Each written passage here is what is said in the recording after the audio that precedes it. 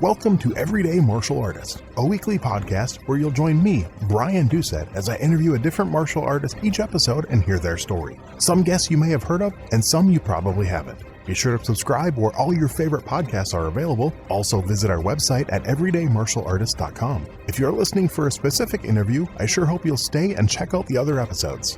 A very special thank you to Topher Williams for our custom theme music. And now, the newest episode of Everyday Martial Artist.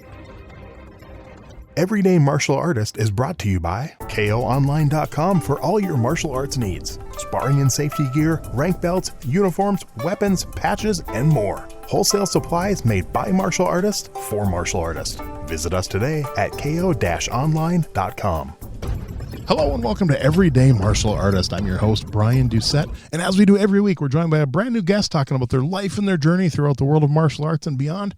My guest today is an actor, sportsman who toured the professional racquetball circuit for 3 years. In the early 80s, was a deputy sheriff in Los Angeles County, and as an actor has been in such movies as Enter the Blood Ring, Mortal Kombat Annihilation, Batman Forever, Batman and Robin, and more, as well as TV series like Walker, Texas Ranger, Martial Law, two of my favorites, Sliders, Baywatch Nights, Veronica Mars, just to name a few. He was also one of the original American Gladiators, portraying the character of Malibu. He's a self-described comic book geek and also enjoys painting. Please welcome my guest today, Deron McBee. How you doing today, Deron? What's going on, my brother from another mother? What's happening, man? Hey, man, I'm doing good. I'm glad we're taking the time to do this. I'm excited to learn about your martial arts journey and whatever else we can touch on. Well, thank you, man. It's a pleasure to be here, and thank you for that amazing intro. I was listening to that going, who is that guy, man? That guy's pretty cool. There you go.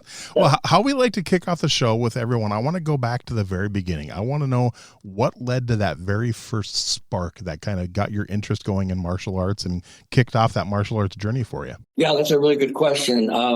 I started off my martial arts journey like I guess a lot of young people do. Growing up in school, I was a very skinny, nerdy kid. I actually was bullied throughout high school.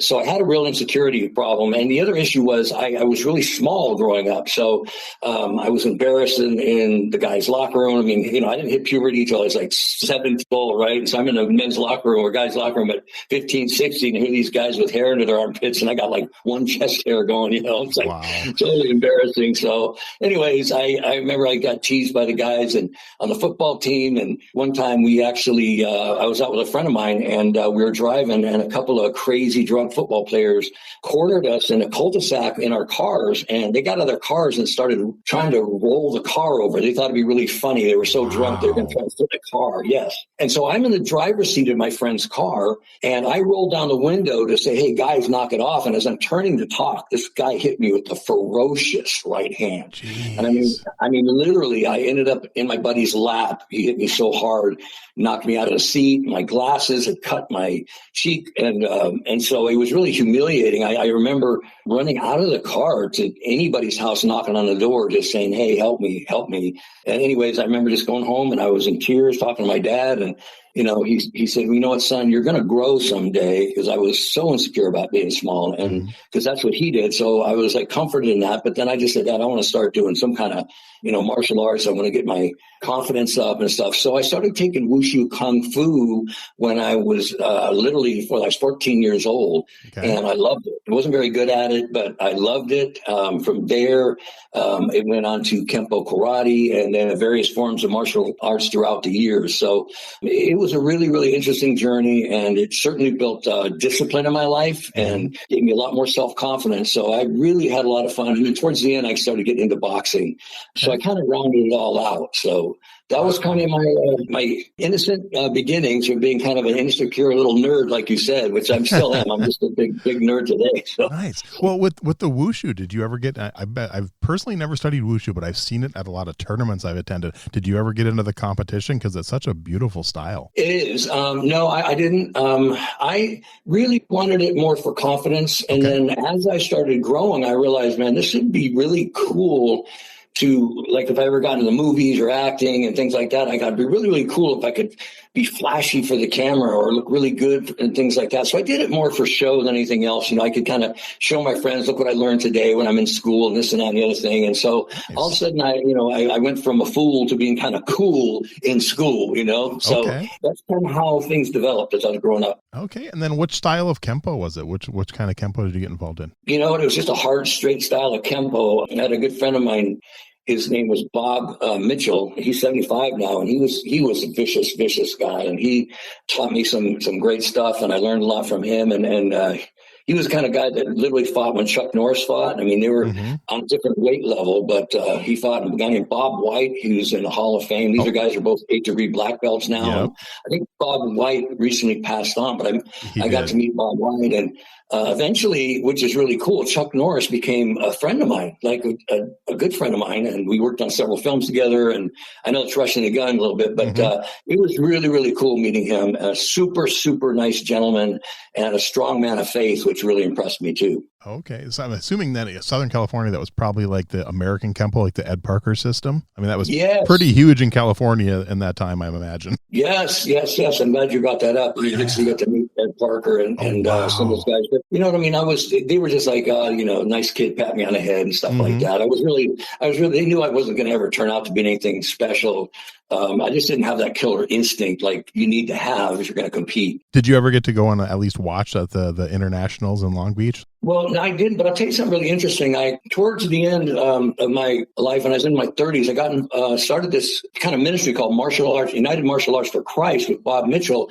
And we had some of the best martial artists from around the country, younger kids coming in, and these kids were like famously nationally. I mean, superstars. They were doing amazing stuff with nunchucks and swords and flips and all these things. It was just absolutely spectacular. So I got to actually watch these kids in action. I didn't watch them win their titles, but they came as part of this ministry. And actually, the first 2 kickoff years that we started this, Chuck Norris came down on my behalf and kind of just led credence to this whole thing. So it was really, really a great opportunity and a great time to meet some fun people and a wonderful experience for me. I mean, it was just amazing to watch kids that were like 8, 10 years old that were doing these amazing things. So one of the first, national tournaments I went to just to watch, I was never a competitor either, but I remember the finals on the Saturday night. It was a Diamond Nationals in Minnesota.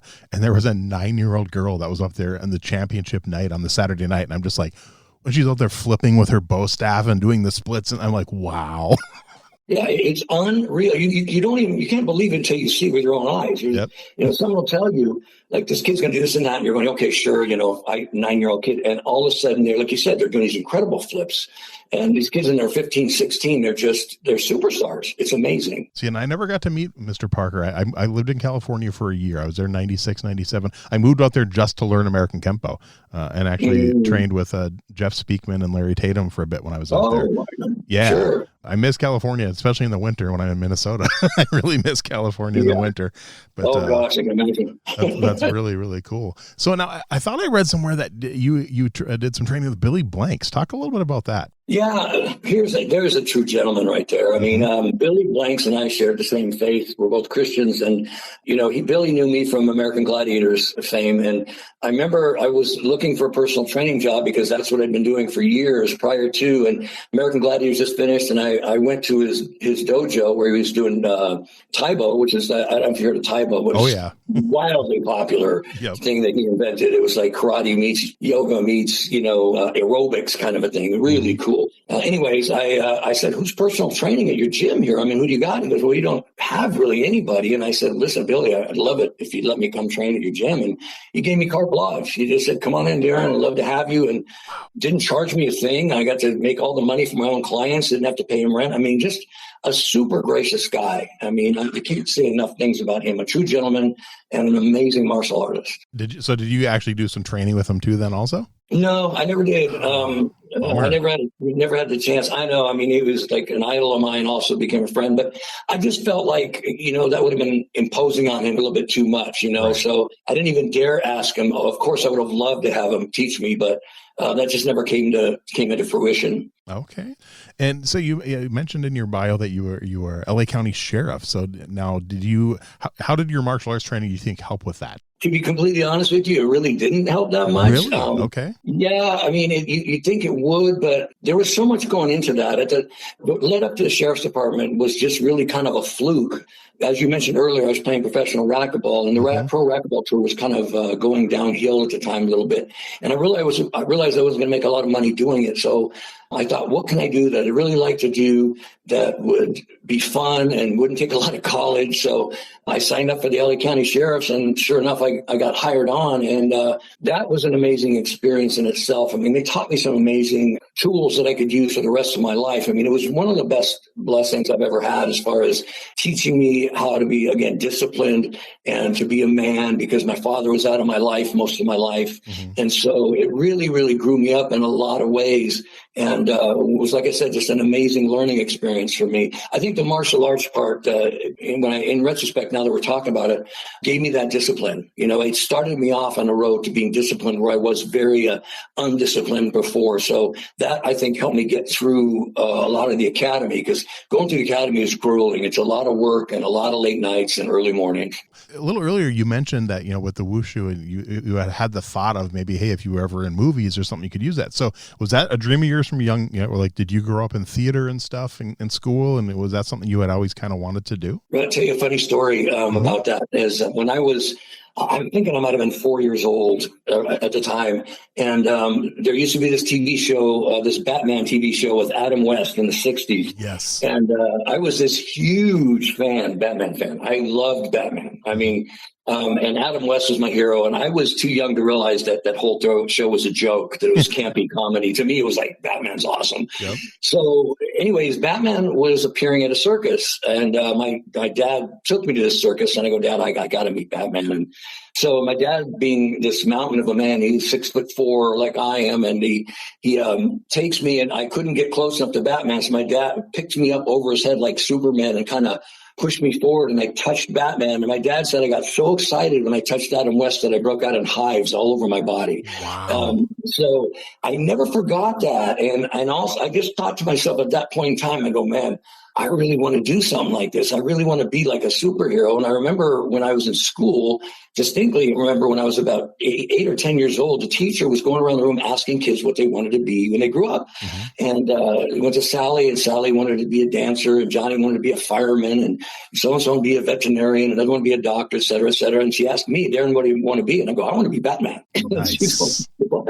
I go, I want to be Batman. She goes, well, you can't be Batman. I said, I can be whatever I want to be. You just asked me. I said, I want to be Batman. So what's so awesome. Cool about that is I actually ended up being in 2 major Batman films right when my career is at its height. So I always use that to talk to young people when I speak in schools and in churches, to encourage them, saying, listen, you know, live out your dreams. You know, what you believe you want to achieve, go for it. You know, if it's within reason, but this is how you need to get there. You need to have balance in your life. You need to have discipline in your life. You need to be able to have a spiritual life that's solid. You need to have respect your parents and stay away from drugs and study. And I said, when you do these things, these are going to set you up for the major successes in your life. And so that's always been something that I've used to really encourage people to follow their dreams and shoot for the stars whenever possible. That is so cool. So then how did the Hollywood thing come about then? Was that something like while you were with the sheriffs, were you still pursuing it and trying to make it happen and kind of doing that on the side, or how did that happen for you? I was transitioning out of the sheriff's department. I got injured pretty badly in the sheriff's department in a fight that I got in. And so I just decided it wasn't for me anymore. And when I was getting out, I just started training like a fiend. And I thought to myself, okay, I don't want to have this spit shine clean look that sheriffs have. I grew my hair really long and started working out like crazy. I was working out when I was in the sheriff's department, but this time I started really training super hard and started getting in really, really good shape. And by the time I got to be about 27, 28, I was 20 years old. I was sitting next to a guy reading this paper. It was a trade paper called Variety for actors and directors, et cetera. And he said, hey, Deron, there's this new show that they're trying to get people for called American Gladiators. And he said, they're looking for a surfer type. And I go, wow. And so this time I'm 6'3.5". I've got long blonde hair. And I'm just, buffed out from training and, super tan. And so I go, man, that sounds like a lot of fun. I go, what do you have to do? And he goes, well, you have to run an obstacle course. And then they do an interview. And I go, great. So I went out and tried out the next day or 2 days after. And they had an obstacle course. He did sit-ups, pull-ups, this and that. And I just smoked everybody. I mean, I was in such great shape at the time because I was running up to 6 miles a day. I was playing, 3-4 hours of racquetball a day and weight training. So I was just in really, really good shape at the time. So I went out and I just killed it. I had a great time, had a lot of fun. And then they had this interview afterwards, and I went in and just nailed the interview. It was just really, really fun. So at the time, they were going to call me Domino as a gladiator, and I said, "What's Domino?" I said, "No." I said, "My name's Malibu, man. I'm from the beach. I'm no pizza delivery guy, right?" And they started cracking up, man. They go, "Yes, you're the guy." So that's how American Gladiators happened. And then by a great opportunity, I was working out at the gym about 2-3 weeks before, and this guy, gosh, I forgot his name, but anyways, he was Conan at Universal Studios, and I go, "Oh, I'd love to do that. That's always been my dream, to be Conan." And so he said, "Well, I'm quitting, and they're going to need to hire some other guys." And he gave me the number to Universal Studios. I called. I went and had 2 auditions for him. I did great. And the next thing I know, I was at Universal Studios doing Conan. So there was a time in my life that was this golden, beautiful time, man. It was just amazing, because I was on the lower lot of Universal Studios doing the American Gladiators TV show. And then when I would finish, or before, I would go up and I would do the show, the Conan show at Universal Studios. So I was Conan and Malibu at the same time for several years. And then the Conan show lasted for 6 years. So it was just an amazing, awesome time in my life. That's crazy. And I remember I was 15 years old. I think it was shortly after American Gladiators came out, and I'm home, and I got hooked on the show Married with Children. And I remember one episode, all of a sudden they knock on the door and opened up, and there's like, "Dude, that's Malibu." Me and my friend are watching it. Like, that's Malibu. We're like freaking out because we both loved American Gladiators. We were so excited to see you on Married with Children. So I thought that was hilarious. Oh my gosh. Thank you, man. That was actually the first acting job I ever did in my life. Really? And yeah, that was the very first one. I was so nervous. I mean, I couldn't even tell you how nervous I was. And the cool thing was that they were so great to me, because they knew I was totally green. I never did an acting job. And they said, "Hey, relax. We're going to have fun. It's cool," you know. And so the cast was great to me. I had a ball. It turned out to be a blast. And so that was the beginning of my acting career. That's awesome. So do you remember the first role you got to showcase some of your martial arts skills in? That's a great question. You know what? I'd have to think about that for a minute. It might have been when I did in Mortal Kombat with Roddy Piper, the wrestler. And I had a ball. And, oh, man, it was great. He's such a great guy. And Roddy and I just had a great time together. And what a gentleman he was, too. And so, yeah, I think that might have been part of one where I've been able to do that. But It's kind of been like a mishmash. Throughout my career, I've been able to, pop in and do martial arts here and that. But it's always been something that I've been able to showcase. And I'm so thankful I did it. I mean, in Batman Forever, I did a scene where we were with Harvey Two-Face Dent, and we were robbing a bank, and all these guys are fighting Batman in an elevator, and I'm the last guy. I come jumping in, and I've got these 2 spikes coming off my wrists, and I just start, slamming them together and doing all this martial arts stuff, and I go to skewer Batman in the elevator, and of course he beats me up. But it was really cool, man, because I got to feature me doing this cool little flurry with these knives attached to my wrist, and it looked awesome. So, that was something that martial arts helped me out with for sure. So now this, not really martial arts related, but obviously American Gladiators was such a huge show when it was on. And then, of course, the reboot in 2008. And just what are your thoughts just on this resurgence of the popularity? And first of all, me as a diehard fan from day one, I'm hoping the resurgence of popularity leads to a comeback, because I would love to see a new version, hopefully better than the 2008 version, but I'd love to see a new version of the show make a comeback. What are your thoughts on that? Just how popular it is. It's always been popular. It's never gone away, but it's even more popular now, I think. Yeah, it's incredible how popular it's become, especially because, I don't know if you know, but there was 2 documentaries that came out, one on Netflix called Muscles and Mayhem. I was in that one briefly, but I was more featured in the one from ESPN, which was a 30 for 30 documentary. And I really, really enjoyed working with ESPN people. Not that I didn't like the Netflix people, but they just used old footage of me because I signed with ESPN. So I had a conflict of interest. I couldn't do both documentaries, right? But they put me in anyways, which is really cool. So yeah, it took it's huge resurgence since then. But here's a little inside information for you. The creator of the show, a guy named Johnny Ferraro, which is a buddy of mine, who's the coolest guy. People have just, I said some terrible things about him, and it's just not true. I know him personally, and he's the one who's given all of us the opportunity to be on this great, amazing show that's taken America and the world by storm. I mean, to me, I'm just so thankful for everything he's done. He's been very fair with me, and he's got some things in the work right now. Nice. They're going across the world, and they're signing on gladiators from like New Zealand and England, and all of a sudden they're having international American gladiators, and they're now putting something together for the USA. I can't really talk about it too much. I just talked to Johnny a couple of days ago, and I said, Johnny, listen, don't forget me, man. I mean, I can't do the games anymore, but I would love to pop in as a referee or announcer or something. He goes, don't worry, man, I'll plug you in there somewhere. So look out for it. It's coming. And I agree with you. Awesome. That 2008 reboot was just a turd. It was terrible. It sucked because it had so much potential. It could have been something great, and it's just it did. And you know what? I'll tell you why it failed epically. It failed epically, and as soon as I heard, first of all, that they hired Hulk Hogan as announcer, I said they're going in the wrong direction. I love Hulk Hogan. I doubled him in a commercial. He's a super nice guy. He's a real cool guy, but I said, wrong guy for an announcer. You don't make him the focal point of the show. The focal point is the gladiators. Yeah. Well, they hired these neat looking gladiators, but then they made the show about all the games and made the show about all the contenders.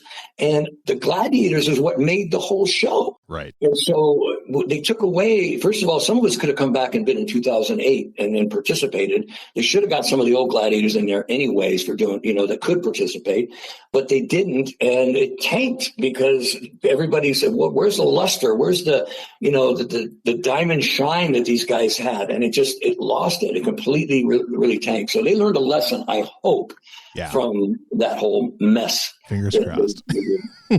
So then, as an original American Gladiator, I'm curious, are you a fan of American Ninja Warrior? I kind of think without American Gladiators, American Ninja Warrior might not have ever happened. I don't think it would have. I really don't, because really, if you think about American Gladiators, it was like Johnny Ferraro was called the godfather of reality TV for a good reason, because American Gladiators really kicked off the whole reality TV phenomenon. I mean, it really did. So that's when all these things started happening. So I would agree with you. I don't think, Ninja Warrior would have been as big. It might have, but it may never have come to fruition. I love that show. It's amazing, amazing. Exciting to watch because they left the purity. It's like the Gladiators. You leave it to the purity of the show. They didn't try to change it. They didn't, try to get contenders that were all these weird looking, people. They were just normal people. And that's why the Gladiators was so popular. You got normal people against these superstar gladiators that, were fun to look at. And you wanted to see the gladiators get beat because you want to see, the what you'd consider the normal, American person who's sitting on the couch saying, oh man, I could do that someday. And then they come out and they get to do it. You know what I mean? They get to compete against the gladiators. And these are, the thing that most people don't realize though, is that most of these people that were hired were great athletes. Some were ex-pro football players or baseball, or I fought against a guy that was an ex-pro hockey player.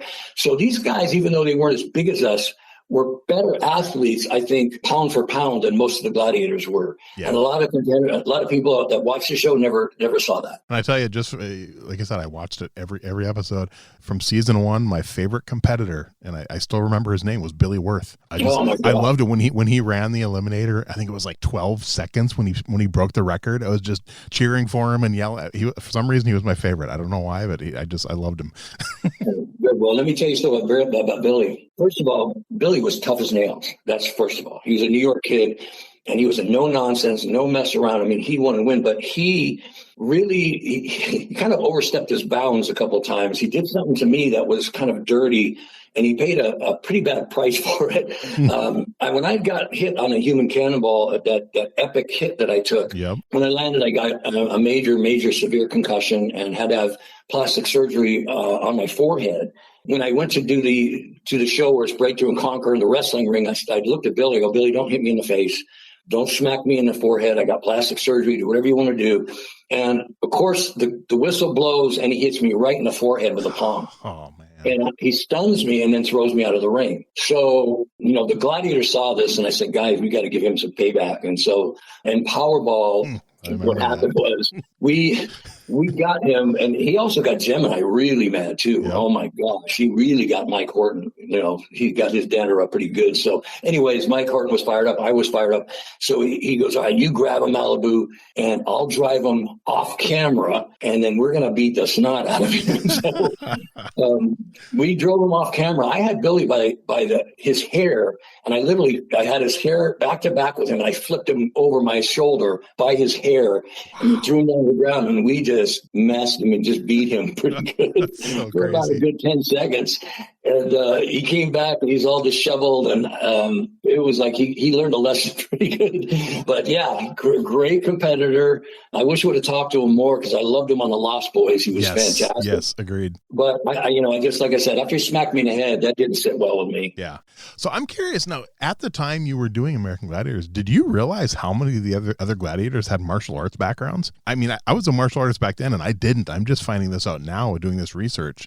And so far I found like 4 or 5 of them that had martial arts backgrounds. Well, that's interesting. See, this is news to me. I didn't know any of that. So that's really fascinating. Doesn't surprise me.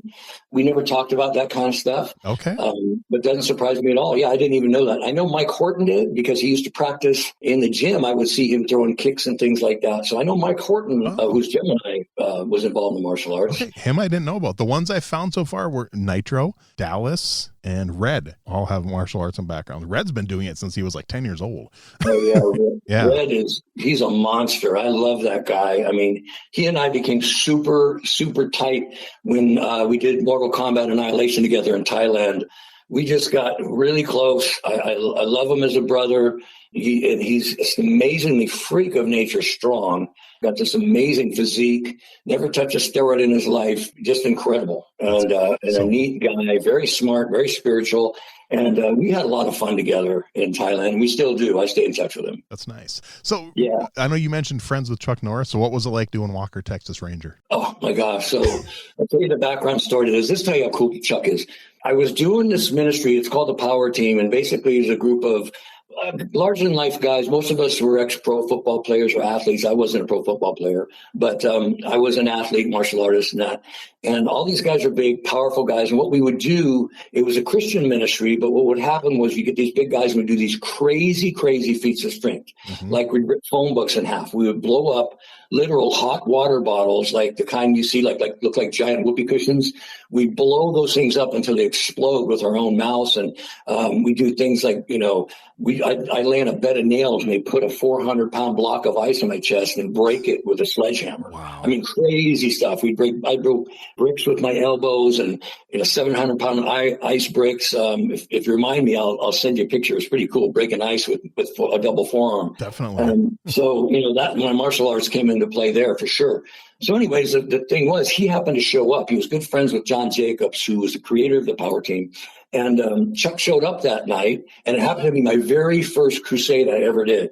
And he comes backstage, and I just said, "Oh man, it's such a pleasure to meet you, Mr. Norris." And he was a Christian guy also, and I just said, "Man, it's awesome, and I love your show. It's such a clean show. Everybody loves it." And I said, "Listen, I know this is pretty cheesy, but I'm an actor, and I would love it if you just give my my resume and picture to whoever in the staff to take a look at it." Well, 3 weeks later, I was guest starring on the show. That's how cool. Yeah, it was just. I mean, what can you say? What a great guy. I mean, I didn't have to audition or anything. Well, I think maybe I did have to audition now that I look back, but it was a shoo-in. Yeah. He basically said, if the guy can put 2 words together that sound legible, intelligible, let's bring him on. So yeah, so it was probably one of the most fun times I ever had. And I don't know if you remember watching that episode. It's called The Black Dragons. Mm-hmm. I was huge in that. Yeah. I mean, I was probably in the best shape of my life. My wife and I had just had our daughter, Kylie. Kylie was maybe 6-8 months old. I brought her with us to Dallas, and we just had a ball. We had so much fun. But yeah, that was one of the highlights of my life. That is so cool. That's awesome. Yeah, I've seen every episode, so I know I've seen it. I've actually started rewatching it recently, so I'm sure I'll see that episode again, which will be good. Pull up The Black Dragons. It's out there, I'm sure. Nice. But, yeah. Talk a little bit about your art. I know it's not really martial arts related, but I know that's looking through the website and seeing some of your paintings and stuff, and that's impressive, like really cool. Oh, thank you. I really appreciate that. I'm a real creative guy. I've been like that since I was a little kid. And I started art really when I was 8 or 9. I would look at pictures like there was a movie called The Jungle Book that came out, and I looked at pictures of the characters, and I would just start drawing them. And my mom would go, "Man, Deron, you're spot on. You're drawing it just like that." And so I became interested and took it, to a little bit, and then I gave it up, and I went to high school, and I took a couple art classes in high school and really enjoyed it, enjoyed oil painting. And so again, it kind of died down when my movie career and TV stuff started hitting, and I became like super busy doing that and busy with my ministry and being married and all that, kind of put it off the side. But then there was a resurgence again in about 2000, and I think it was around 2002 or 3 when I just started going crazy. I was doing art every day for the next 12 years. And over the course of time, my art got better and better. It wasn't really super great in the beginning. And my mom, who's an artist, gave me a lot of helpful hints. And so my art just kind of evolved and got better. And I'm like a guy that likes to use, as you see my pictures, super colorful art. I don't make a lot of moody stuff, but I do super colorful stuff, which I like a lot. So it's something I really enjoy. It was great when I was injured because it gave me something to do instead of being depressed. And also it was really good pastime when I was depressed. I had a couple of tragedies in my life that were tough, and it helped me through that as well. Mm-hmm. So yeah, art has been a real blessing for me. And I will definitely put a link out there so people can check this out, because it's just scrolling through them, just absolutely beautiful. I love it. Thank you. And I'm going to start selling lithographs too, so be looking out for that. So cool. If anybody's interested, yeah. Oh, so when you do, send me the link and I'll add it to the podcast. So that'll be cool. Will do, for sure. Will do. What are your thoughts over the years? I mean, you've been around for a while. You did traditional martial arts. You did the American Gladiators and everything like that. So what are your thoughts on something like MMA and the UFC? And is that something you're a fan of? Oh, yeah. Yeah, I think it's amazing. I watched it when it was at its infancy, when you just get these, guys going at it from truly different forms of martial arts. Mm-hmm. And it's, it was really fun. It was a blast to watch. You'd watch a guy that was 350 pounds fight a guy that was 150 pounds. One guy's a sumo wrestler and the other guy's a, Kempo guy or whatever. And it was really fun, really, really fun to watch. And then the evolution to watch these guys turn into these machines. I mean, these guys are amazing now. So I really am quite a big fan of it. I'm more of a purist because I love watching boxing even a little bit more, but I think UFC is more exciting in the sense that it's just like Gladiator days. I mean, it's like true American Gladiators. Yeah. These guys are in a ring and it's man to man, and it's two. These guys are literally knocking each other out right and left, and it's spectacular to watch these guys. They're just amazing athletes. So young Deron, 30 probably would have been 32, 33 when UFC 1 came out. Did it ever cross your mind, like, I could do this? Maybe I'll give it a shot. You want the truth? Yeah. Not in a million years. Okay. That's good. Honest. I don't mind telling you that when it comes to getting in there and doing that, I'm a coward. I don't want someone knocking my teeth out. I don't want someone breaking my nose. I like my nose. To me, the whole martial arts thing was always a means to an end for me. As far as my acting. I wanted to be able to be super flashy for camera and do these neat things. And a guy that's 6 foot, almost 6'4" and 230 pounds. You don't see guys moving like I move and throwing kicks like I.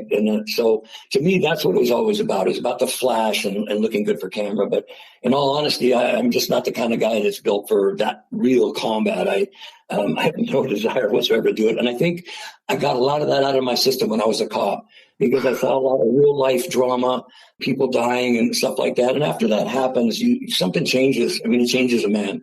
And so, any kind of violence like that just didn't do it for me. I wasn't interested, but I have the greatest respect and praise for those guys and girls that do it now. Nice. See, and I used to judge. I judged pro MMA for quite a few years. I judged probably about 1,000 fights over the years, and same thing. I'd never. I mean, like my friend even was a ref. He's like, "Oh, you should get into reffing." I'm like, I don't want to be in the middle of those two guys. I'm fine sitting by the table with my pen and paper. Wow, I'm good. Wow, it's really interesting. I mean, super interesting. Wow. I enjoyed it, and I got into it because I was a diehard fan, and my friend was a promoter and stuff, and I saw some really bad injuries, and I kind of lost. Like if it's on, I'll watch it, but I don't go out of my way now to watch like every one of them. But I saw a guy almost die in the cage, and it scared the hell out of me. He was literally 3 feet away from me, and if that would have happened, I mean, that horrible. So yeah, When you see somebody get hit like that and hurt like that, it makes you take a pause. I mean, these are special kinds of animals that get in there and fight like that. I mean, these people are like so tough mentally.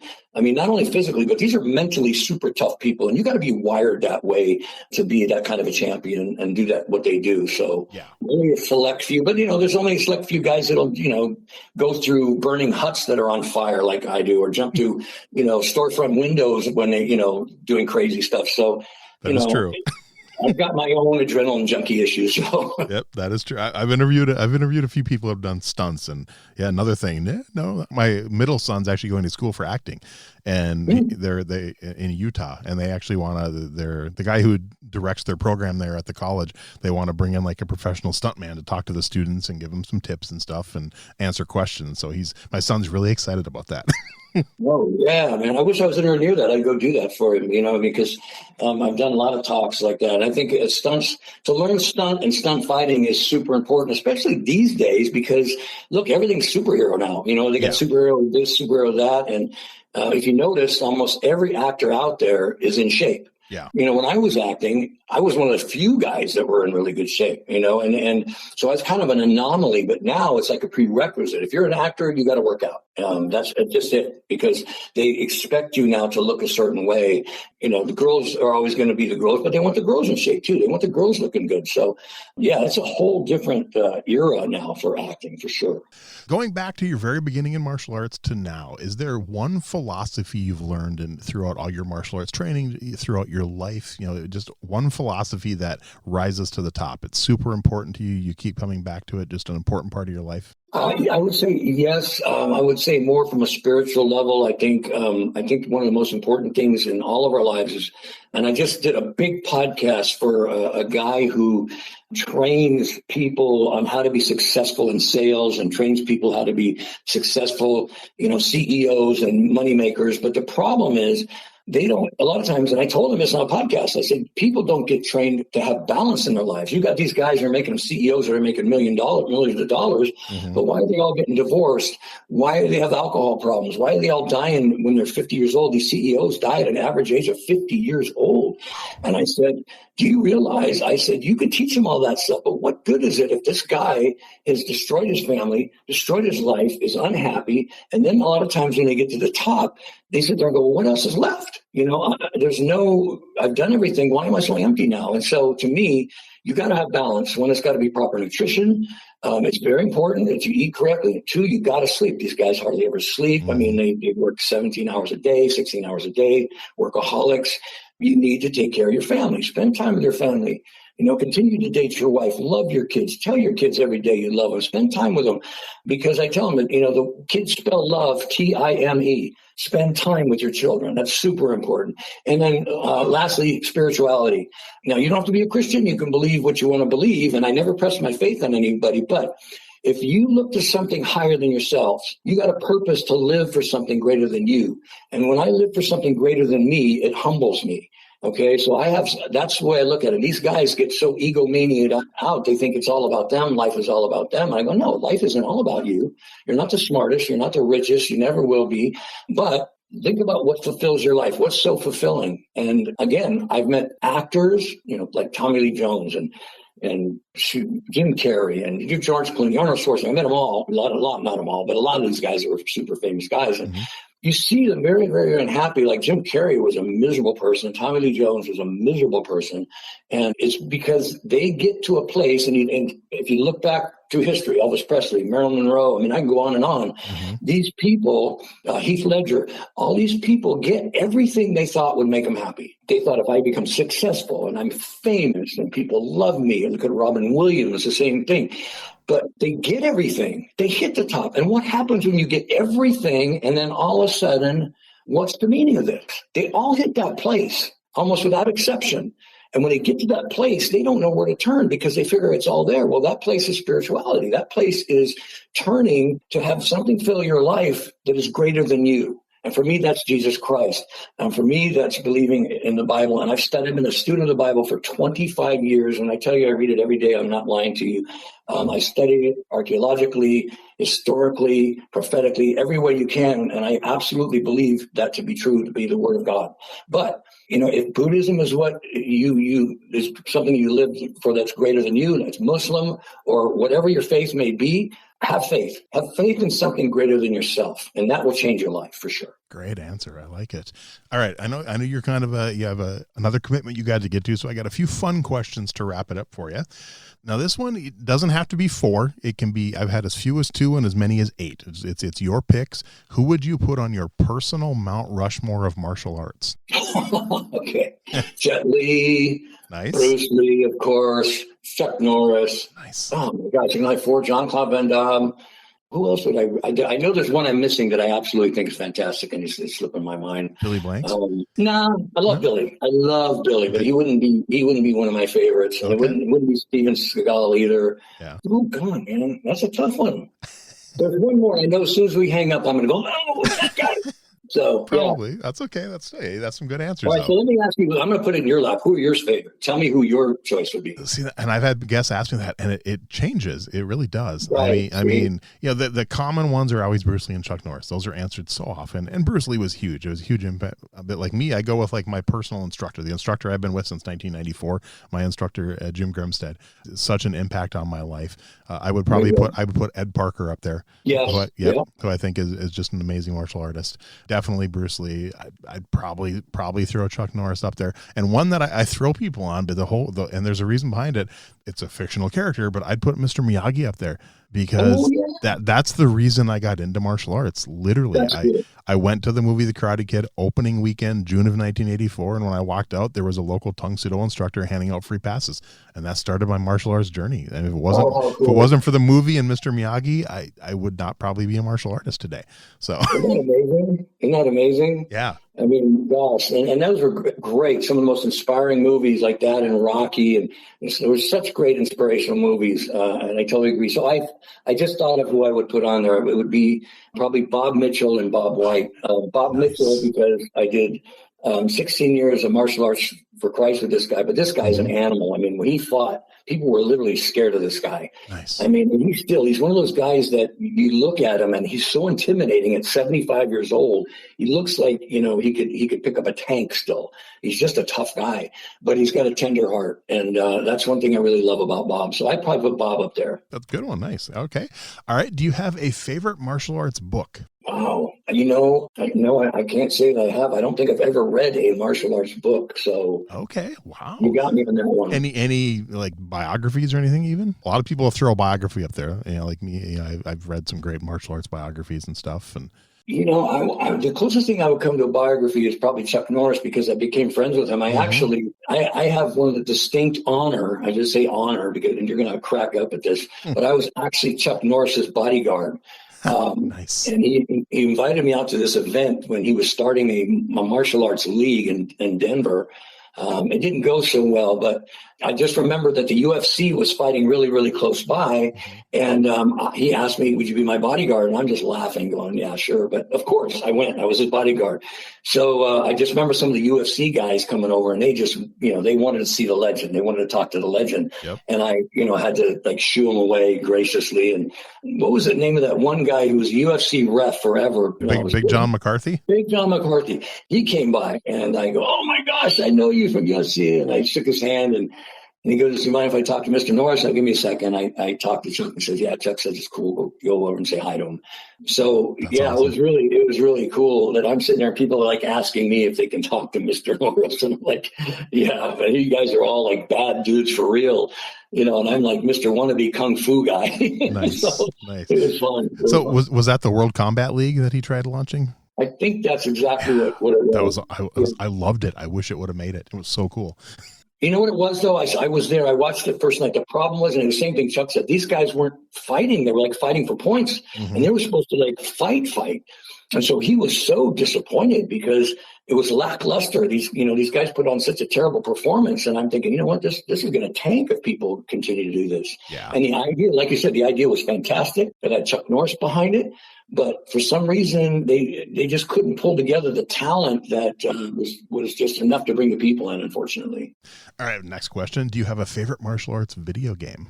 Were you ever a gamer? I played a little bit, and it would obviously have to be Mortal Kombat because nice. Obviously I was in the movie. So yeah, that's fun. I mean, it's extremely graphic. Like literally before I did the interview with you just now, I was watching a cartoon version of it, and it was so gory. It wasn't made for kids, obviously, but I mean, it was so gory the way they kill these people. I'm going, holy smokes, man. Yep. I mean, it's like, okay, it's gotten to be insane. So I wouldn't play it. I wouldn't let my kids play it. They're both grown up now, but it was fun back in the day because you actually got to see blood spurt when you got somebody and killed them. But now it's just too much. Okay. All right. These last few questions, you can't name one that you've been in. A favorite martial arts TV show? Oh my gosh. Okay. Okay. The Green Hornet. Nice. Good answer. Let's see. What else? Oh, Kung Fu. David Carradine. Okay. Definitely one of my favorites. Trying to think of I can't say martial law because I love Sammo. I would have loved to say martial law because Sammo is so amazing. That's one of my favorite. I loved it. Yeah, it was such a joy to work with that guy and everybody. So, I think that's about it. Okay. Do you watch any of the new ones? Have you watched like Warrior or Cobra Kai or Into the Badlands? Oh, thank you. I did watch Into the Badlands. Loved it. Yeah. Oh, yeah. I mean, who's the star, Donnie? I should know. I've tried getting him on the show. I'll have to look it up now. Anyways, he's so fabulous. I mean, and I love Enter the Badlands. I wish it would have gone on more seasons. I was absolutely hooked on that show. I don't know why it didn't continue, but he is spectacular. I loved watching him in John Wick, this last John Wick, which I don't know if you saw the John Wick movie with him in it, but he played a blind guy, which is a little bit unbelievable that John Wick couldn't beat a blind guy. But anyhow, yeah. But as far as the TV show, yes, Enter the Badlands was fantastic. One of my favorite. How about a favorite martial arts movie? Enter the Dragon, and because that started my whole desire to. And I know that's cheesy because everybody says that, but it really, really was a movie that inspired me. And I also like, Five Fingers Death. What else? Nice. That was a great movie. Yep. Yeah, it was a really good movie. And let's see. Well, anything with Sonny Chiba in it. I love Sonny Chiba's sword work. Yep. He was great. I worked with him on Immortal Kombat with Roddy Piper, and the stuff he can do with a sword and the stuff that his guys can do with swords, samurai swords, is mind-blowing. Absolutely mind-blowing. And what was really cool is the sword master there that was teaching us in that movie, his last name was Yamasaki. He just passed away. He was the guy that taught Arnold Schwarzenegger sword work in Conan. Oh, okay. It was something Yamasaki or something like that. I can't remember his last, but anyway, he just passed away. But he was amazing. He didn't speak much English, but he sure taught us how to use swords. I was already kind of proficient with a broadsword, but he taught me some really neat stuff with samurai sword and broadsword that was mind blowing for this Conan TV show that I was doing down in Mexico. And then this other thing I was doing with Roddy Piper. So he's amazing. But Sonny Chiba, oh my gosh, just nice. Legend. Right, final question. Doesn't have to be a martial arts movie, just a favorite movie fight scene. Oh, okay. So there's a couple, probably the Rocky movie, the first Rocky movie was spectacular. Yep. That fight scene was just so well done, so well choreographed, looked so real, and it was so poignant. So, and the fact that he lost, but he won. I mean, that to me, it's like the quintessential movie to say, for anybody who says I can follow my dreams, I can make it happen, or at least if I don't, make my dreams happen, I will go out fighting. I'll go out, just giving my best performance ever. And that's something, I think you'll agree with me. If we have a dream in our heart, anybody, whatever the dream is, if it's to be a lawyer, if it's to be the best garbage collector or the best mom, whatever it is, we need to follow those dreams and just see to be the best that we can be at it. And to me, I've met so many people that are doing jobs that they're not happy with. They wish we done this or that. And so I always say, you follow your dreams. Win or lose, at least you can go out saying, I did my best, and you feel satisfied with that. And I can say that personally. I mean, I've love what I've done. I've had a great career. Had 1,000 auditions. I may have booked 10 jobs. I have 1,000 auditions. So I fail more than I succeed, but I fail forward. I always learn and I always grow. And so I've always become, a better version of myself through failure a lot of times. And I think people forget that if you will take failure, everybody fails, but the goal is to fail forward. And what I mean by that is when you fail, you learn from your failure. You take that failure and say, okay, what can I do so that the next time I don't fail like this again? And you learn from it. Or you can sit back and you can feel sorry for yourself and never move up again. And so to me, it's like, okay, dust yourself off and move on. Because if I would have, the first year of my acting career, if I would have just not had this attitude of I'm going to, do this no matter what, I would have quit after the first 100 auditions because I didn't book a job. I had one, just personal story, but one casting director that thought I stunk so bad as an actor, they called my manager and said, don't ever send Deron McBee back again. He stinks. Wow. And that was embarrassing. And I failed mostly because of my nerves. And I told my manager this. I said, listen, I got stage fright. That's really bad, but hang with me. He goes, Deron, maybe you're not cut out for this. I said, I am. Just hang with me 6 more months. Just give me 6 months. And I had to work through having horrible stage fright. I mean, to the point where I wanted to throw up sometimes when I'd go on an audition. But I kept doing it. I would fail, but I'd learn and I'd grow. And next thing you know, I booked a commercial. Next thing you know, I booked a TV show. Next thing you know, I've done 22 national commercials and movies. And so I always encourage people, if you're going to fail and you are going to fail forward. Perfect way to end it. This seriously, wow, you're an inspiration. I'm so excited we got to do this, and it's been such an honor to have you on the show. And hopefully I didn't take too much of your time, but seriously, bottom of my heart, I truly appreciate it. I can't wait for the episode to come out and people to hear it. It's been a blast chatting with you, sir. Thank you so much, my friend. Hey, let me know send me a link when it's on because I want to check it out. Oh, and, definitely. And thank you, everybody who's watching. Thank you so much for being gracious because I kind of led you on a goose chase. You were so patient with me while I had to get my schedule squared away. So thank you so much for being patient. It was worth the wait, and I can't wait to get the episode out. And I just, once again, thank you, and you enjoy the rest of your evening. You bet. God bless you, bro. Take care. Thanks for listening to Everyday Martial Artist. We hope you will join us every week for a brand new episode with a different martial artist telling their story. If you enjoy the show, be sure to leave us a review. Also, be sure to check out our website at everydaymartialartist.com. There you can find all of our episodes and contact us to suggest guests and ask questions. Again, thanks for listening to Everyday Martial Artist, and we'll see you next week.